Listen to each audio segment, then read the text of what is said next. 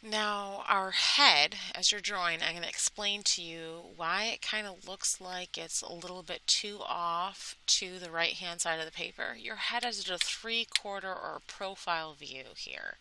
So, this side of the face that's turned a little bit away from the viewer, you're going to see a little bit less of, and it's going to appear a little bit smaller than this side. That's why this eye is just a tad bit smaller than eye number 2. These dividers here are going to help you figure out where to put the eyes, nose, and mouth. I put my little check mark right where my eye section intersects with the center of my skull here. And my check mark is right here. I don't know if you can see all the lines intersecting. And your nose is literally the height of eye number 1.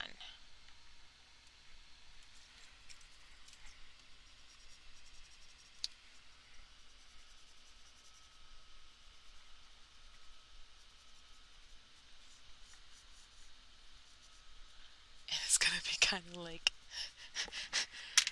a Chinese fortune cookie. Alright, so let's measure from the tip of your nose all the way down to where your mouth and your teeth are. It should be just a little hair's breadth larger than 1/3 of your skull. So, give yourself a smiley line here, using the nose as your center point.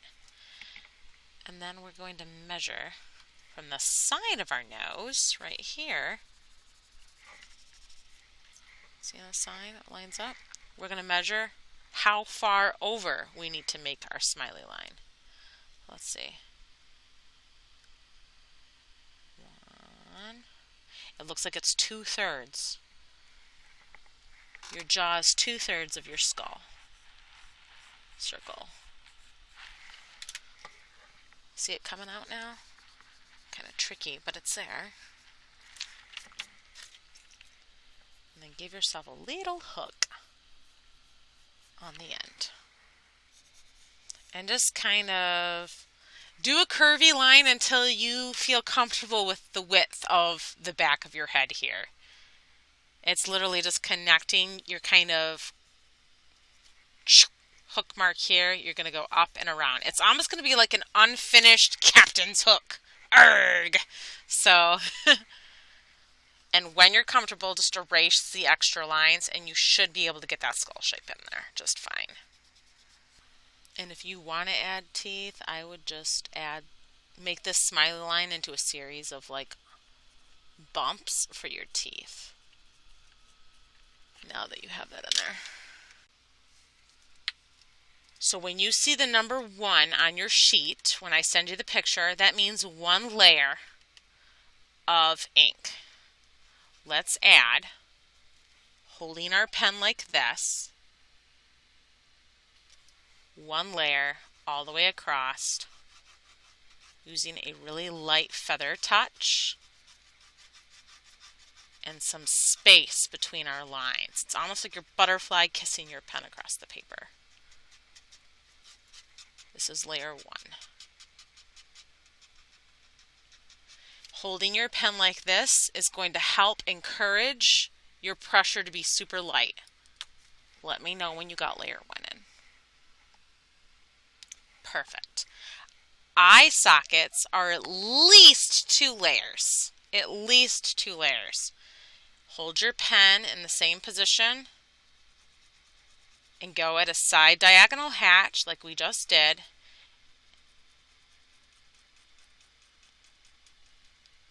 And just apply a tiny bit more pressure to your paper. You do that by kind of squeezing the end of your pen a little bit to kind of, do that in your eyes, your nose, and the left-hand side of your mouth. And let's kind of put just a tiny bit right here on your temple. I forgot about that part. Sorry. Yep, your temples need, because you're literally having a divot in your head here.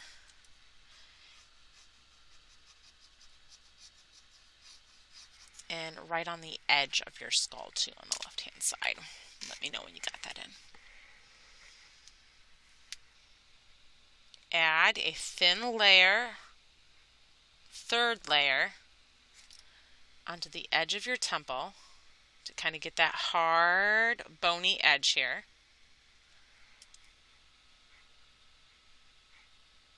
And you remember those checkpoints we added earlier? Add another layer to that. This area right here should get 3 layers of super, super light pen work.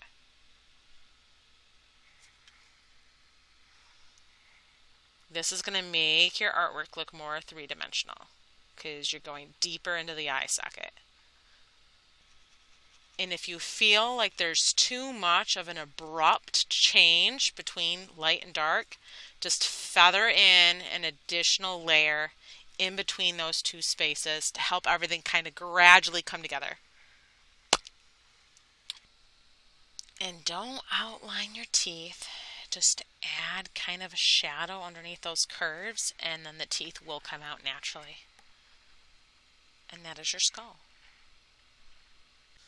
Outlining them very lightly with a pencil first before you begin doing your shading process will help you immensely. Think of it as a paint by numbers, okay? Now that we have already done the skull, it is now time to work on the contour map of our candle. I'm first going to squiggle in this area where I have marked number 3. And then I'm going to travel up and along the center of the candle towards the top for the area that I have marked 1 and 2. Now I'm working on the area that I have marked 2 on the candle holder, that really light area. And near the center of my candle's base, I'm squiggling in the core shadow where the light is reflecting on the core of my candle's handle. This should be kind of like a paint by numbers, quick and easy process. Let's sketch in where the bumps and the ripples of your pumpkin's body begins and ends. And we're going to kind of add in some shine spots. Feel free to use my picture on the left-hand side to help you figure out where to put these squiggles. They're very abstract shapes. The light of your candle is going to be a lot easier to establish because your candle is a hard, smooth surface. Your pumpkin, on the other hand, is a naturally organic, bumpy shaped item, so the shadows are going to be a little more squiggly than the candle or the skull. After you are done mapping out your entire region to your candle and to your pumpkin, what we're going to do is we're going to add 1 layer of ink all the way across to our pumpkin and to our candle. Think of this as like a paint by numbers. We're going to first start with 1 layer across all of it. And you're going to want to hold your pen on the end here, and you want to be loosey-goosey. You're going to be taking your pen and moving back and forth at a diagonal. There should be no pressure really up onto your paper. You should literally just feather it across. And I'm moving from my elbow. I have my elbow rested on the surface of my table, and I'm literally just moving my hand back and forth using my elbow. My elbow's literally going back and forth. No pressure, no strength, no indentation in the paper. Literally butterfly kissing it from top to bottom. I want you to do that to your pumpkin, all the way across your pumpkin's body, and all the way across your candle's body and your candle holder. This is called your filler shade. This is your base shade. Now, if you're worried about having a base here on the bottom, do the same here too. If you want to give your skull and your candle holder some sort of, bottom here to work off of, feel free to do so. See how I have some space between my lines? I'm doing that so I have the white of the paper kind of lightening my pen mark to help me keep my shade or my shadow light here. Once you have that one value all the way across your paper where you want it, I'm going to leave the background stark white. I know my picture has a dark background, but I'm going to leave it stark white for simplicity purposes. Remember how we mapped out our shapes all the way along our candle's body and our pumpkin's body? We did that specifically so we have a paint by number guide. So this area right here is going to remain one layer. This area right here is going to have 2 layers. I'm still going to go loosey-goosey. I'm still going to apply very little pressure here. Using the same pressure, I'm going to go over the same area that's marked, number 2, and I'm going to add in my second layer of shadow. We're going to do this all the way across the body. It's so important to work all the way across the body so that way your brain has all the information to make some accurate guesses. Now this is layer 3. Since this is layer 3, I have to put a secondary layer in this area. When we get to layer 3, we will come back to it. Now, since my candle holder is naturally a darker color than my actual candle, then I am going to add a layer 2 all the way across the body of my candle holder. The pumpkin's going to be just a little bit more tricky because there's a lot of white here, but there is like little slivers of layer number 2 since I'm dealing with a white pumpkin. If you're dealing with an orange pumpkin, I would give this entire area, I would give it 2 layers, and then the area that I'm working on now would be your 3rd layer. But I'm going to stick to the white pumpkin because I think it's really cool looking. You decide what you want to do. Your art, your choice. And I am going in a side diagonal fashion.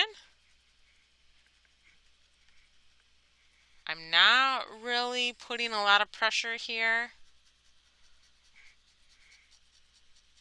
My additional layer of pen is going to do that, is going to help me separate these areas for me. I don't need to put in extra pressure. Super, super simple. Now the reason I'm going back and forth in a diagonal here is because I want everything to come together in a unified manner. I don't want it to be necessarily separated or what have you. Naturally, my stem is going to be darker than my white pumpkin's body. So let's add that secondary layer in there. And that should be layer 2. Now I'm going to add an additional layer on the bottom here, just underneath where my items make contact with the surface of my, my tabletop. Specifically because we call this a casting shadow. When something blocks a light source, it casts a shadow upon the surface below it and behind it, depending on where the light source is placed. So let's just kind of sketch those in here so we have an idea of what's going on. And I am going to add a thin layer here because I forgot to add the first layer on the first part of the video. So that's why I'm kind of adding an additional. You kind of see it here. The closer you get to an object, the casting shadow gets darker and darker. As the shadow moves away from an object, it gets lighter and lighter. Just something to keep in mind.